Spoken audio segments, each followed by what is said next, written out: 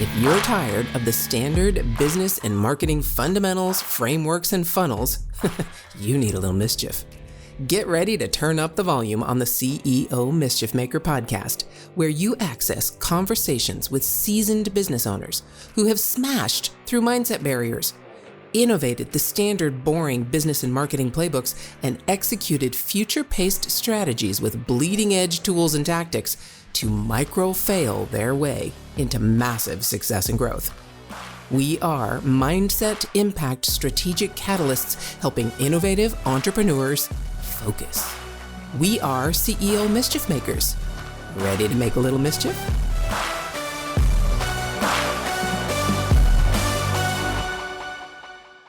Hey, CEO Mischief Makers, MKJ here. Welcome to the conversation with an amazing gentleman I met just a couple of months ago, and can't wait to share with you, Mr. Hersh Rephun. How are you? I'm well, MK. Good to see you. Yes, thank you. It's very good to be able to chat with you in this format and kind of guide us, because we had such a great conversation last time we chatted. I really can't wait to kind of guide us through the whole Mischief Maker process. So before we get into that, tell everybody who you are and what you do. Well, I am a message therapist. So I work closely with my clients. I come from the background of PR, communications, copywriting, messaging, and the difference is that in my practice now, I listen to my clients. I have them speak about themselves and their brands and their goals and what they think their personal brand or small business is, and then I help them translate that into a language that will resonate with their target audience.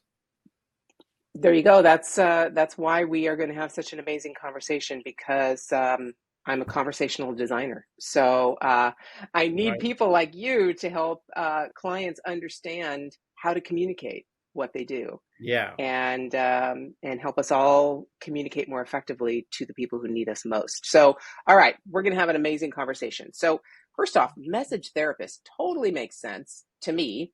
May not make sense completely to other people, but that doesn't sound like you just woke up one day with that thought in your mind. I have a feeling that had quite a few iterations before you got there. So take me through kind of the mindset journey that you had to take to get to message therapist.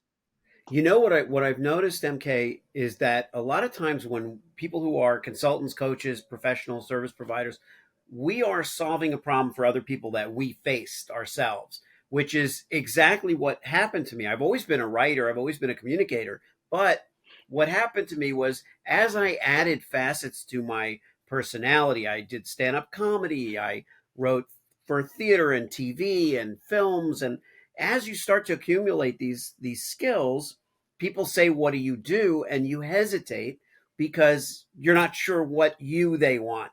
Well, I'm a comedian, or I'm hosting, or I'm a podcaster. And so I had to go through this journey of filtering through what I actually do and distilling it into a really concise message. And I think I was speaking with John Follis, who's a very well-known advertising executive, and I had him on my show, Yes Brand, which is one of my podcasts.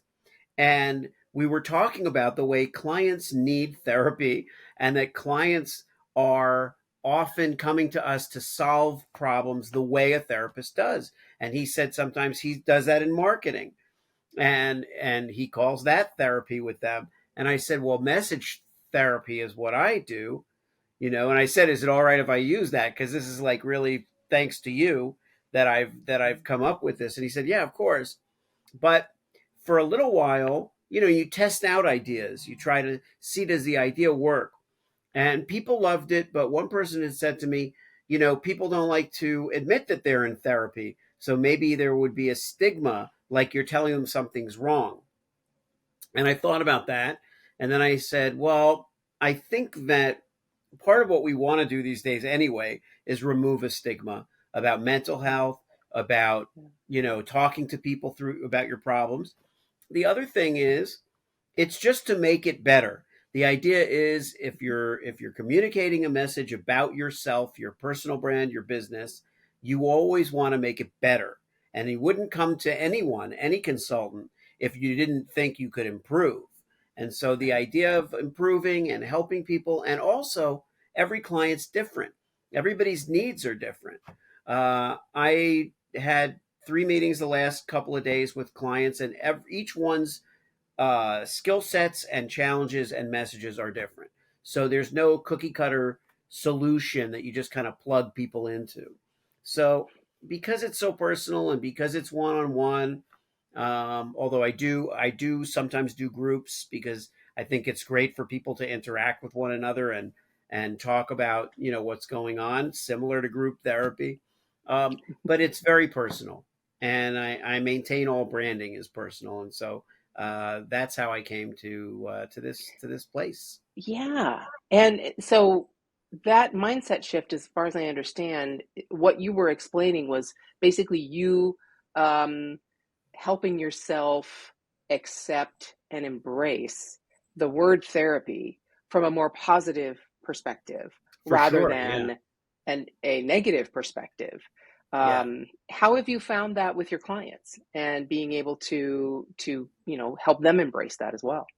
They love it. I mean, if anything, the first reaction is that it's clever, but once they have an interaction with me, they feel it's really apt. It really does make sense. And I think they love it because it makes them feel like they're not being rushed through the process of devising a message, because it's the message that's going to help them get the work that they need, that's going to help them increase their revenue. It's going to get them more meetings, it's going to get them the kind of meetings they want. So they shouldn't be rushed through that process. In fact, it's kind of the precedent to a lot of the business tactics they're going to employ: marketing, advertising, posting on social media. All these things have to come from a place of real strength and comfort about who they are. Yeah. Absolutely, absolutely. It really has to start there. If you try, I mean, I know I'm preaching to the choir here, but if you try and do an advertising campaign before you do the work that you help your clients do, uh, Right. I don't. If you find success, it is absolutely accidental. So Right. I you agree. can't replicate it.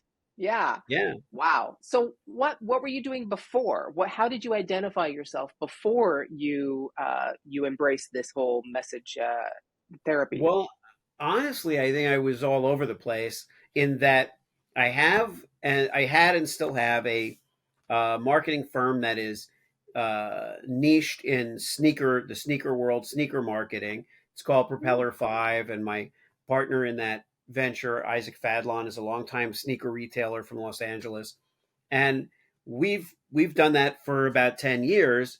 And then when the pandemic hit, all of our projects we had happened to line up a number of experiential projects, which meant they were all live in-person events, from gaming events to mountain climbing, brands and all this stuff, and everything got canceled. So when everything got canceled, the whole world was frozen. So for a while, you don't really do anything.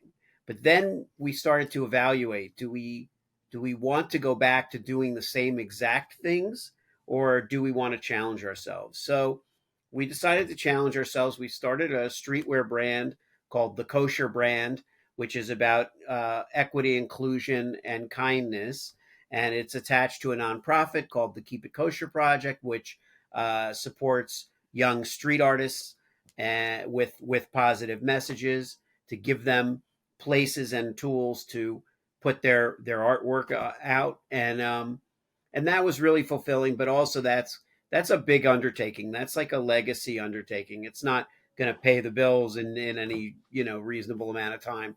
So again, it was, well, do we want to go back and try to find the same clients? And I felt like, I want to expand my community. I want to know more people. So I started podcasting. And again, it came into that thing. I would come on and I'm like, I'm a creative director or a chief marketing officer. And, but I'm an entrepreneur, and I'm a consultant because I'm available. I'm freelance, creative, and it was that whole mess, and that's where I Yeah. started to go on a quest to really just be one thing. I had a website where on one side I was a writer, creative for advertising. On the other side, I was a comedian with comedy writing and other things. And you could literally like look at my split personality and just decide what you wanted to see. And I just didn't want to be like that. I wanted to just be one thing. You can have other pursuits, you know. Um, Comedy's still a favorite thing of mine, but it's like I'm not doing it professionally, so I don't need a site dedicated to it. Yeah. Um, I just want to help people solve these messaging problems. So that there had to be something because I agree with you. I've been pretty much a very much a jack of all trades for many, many years. Yeah, I focused on different things at different times, but really, if people would ask me, and here's one of my biggest mindset shifts that I had to do, if people would ask me, well, can you do this thing over here? I know that you do this, but I've seen you kind of talking about this. Can you do this for me too?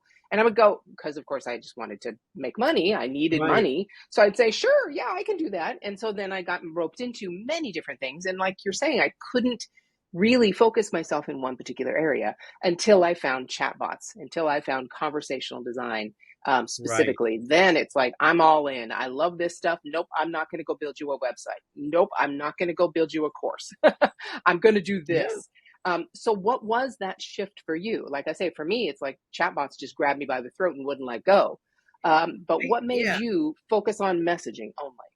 it was the podcast experience.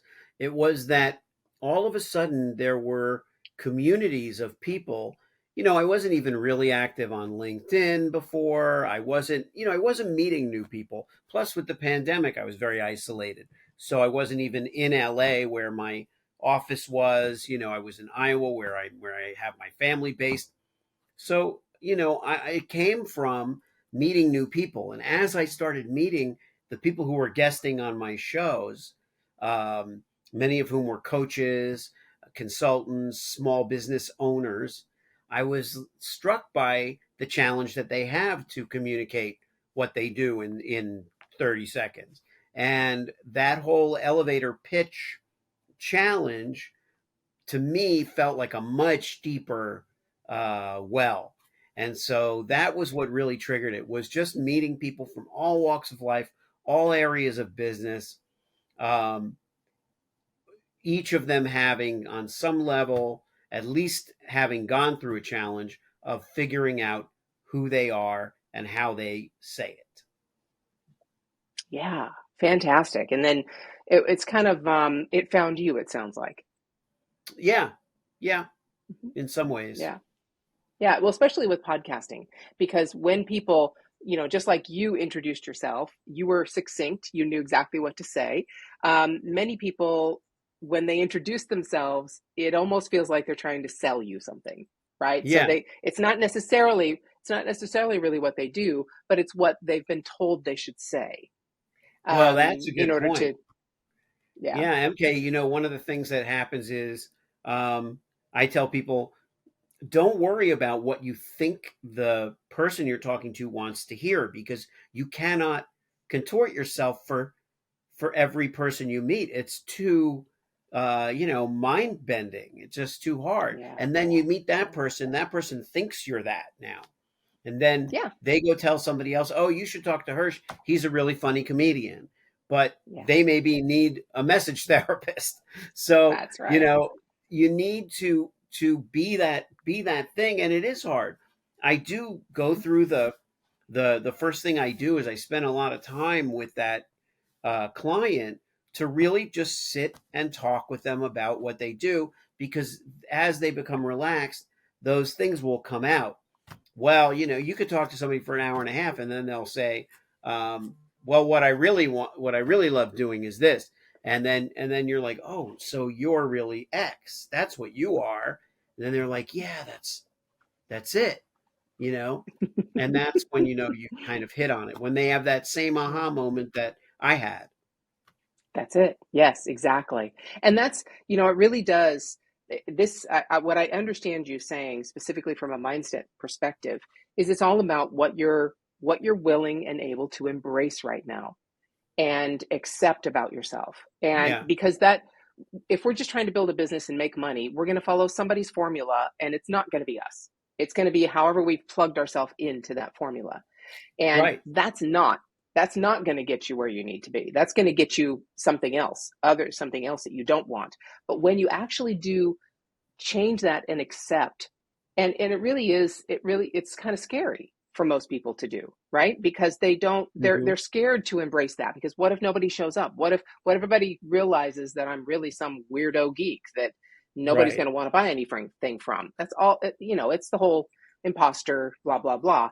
But Yeah. once you can really shift that mindset to say, who gives a bleep, right? Who gives a shit? I'm just going to be who I Yeah. am, and I'm going to do what I'm going to do. When you reach that, it is so liberating. And you can actually, now the skies open up and you actually have the opportunities that you want.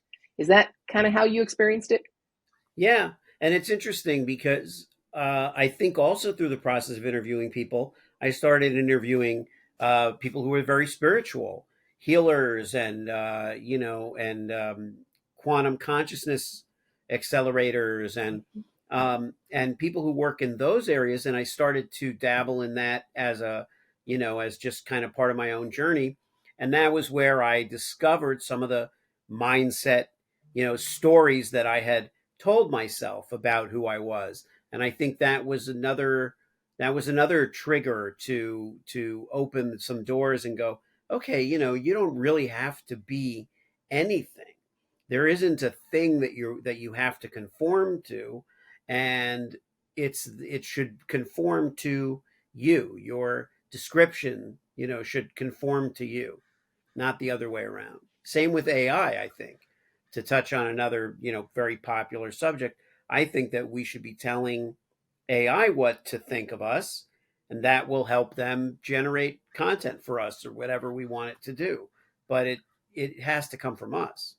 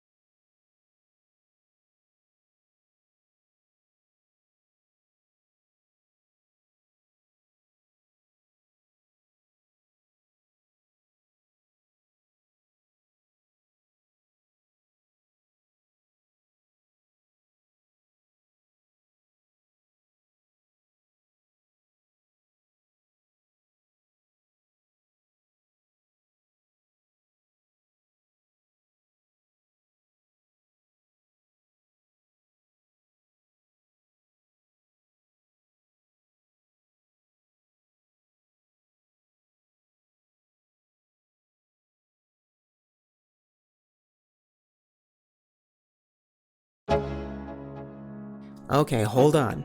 If your mindset was shifted, you were inspired to innovate, and you were spurred into action, don't just move on with your day. Focus, my friend, and take a few minutes to visit CEOmischiefmaker.com to learn more about the value that was shared with you today. Please act now and create some CEO mischief of your own.